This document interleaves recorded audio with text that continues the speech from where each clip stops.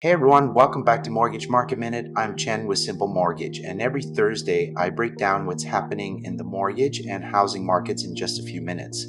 Let's get into this week's numbers. Here's what we're covering. Inflation is continuing to cool off. Existing home sales slipped a bit in July. Home values keep climbing.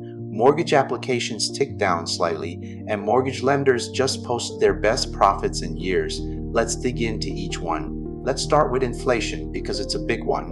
Core CPI, which strips out food and energy, came in at just 2.5% year over year in July. That's the lowest annual rate we've seen since March of 2021. Headline CPI only rose 0.1% for the month, keeping annual inflation at 3.4%. Wholesale prices came in flat too, annualized the last 3 months, and inflation is running around 1.6% below the Fed's 2% target.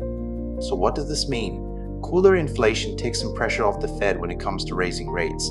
The Fed doesn't set mortgage rates directly, but its decisions ripple through the broader borrowing environment. It's also weighing a softer July jobs report and geopolitical developments as it looks ahead. Worth watching, but not a guarantee of what happens next. Moving to home sales, existing home sales fell 1.7% from June to July, landing at a 4.06 million annual pace, the second straight monthly decline, though still up 0.7% from a year ago. Inventory dipped slightly, and the median home price came in at $434,000, up 2% year over year. For buyers, that means slightly more homes to choose from and a little more time on market. For sellers, pricing has held up. Almost 1 in 5 homes still sold above list. NAR's chief economist called this year's sales pace remarkably stable. And for my Southern California folks, more inventory can mean more room to compare before you commit. Next, home values. Cotality's data shows prices up 1.2% year over year, with a 0.3% gain from May to June. Zoom out to spring, and prices rose 1.7% from March through June. Annualized, that's roughly 5.1%. Put another way, a $500,000 home appreciating 5% gains about $25,000 in value. Why does this matter? For homeowners, that appreciation adds directly to your equity. Over time, that can be a meaningful piece of your overall net worth. And for buyers watching from the sidelines, it's a reminder that prices have kept trending gradually upward. On applications, MBA's weekly survey showed overall applications down 0.4% for the week ending August 14. Purchase applications dipped 2%, while refinances ticked up 2% for the week, though they're still down sharply from a year ago. Purchase activity is still running below last year's pace, largely because affordability remains a hurdle. Refinances are being driven mostly by smaller loan balances right now.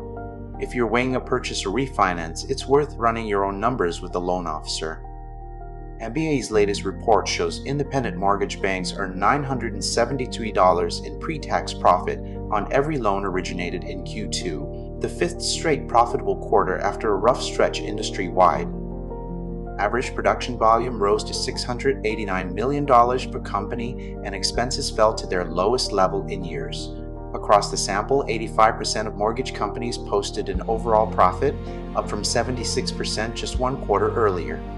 A healthier lending industry generally supports more consistent service and product availability, but remember, the specific rates and terms you qualify for always come down to your individual situation.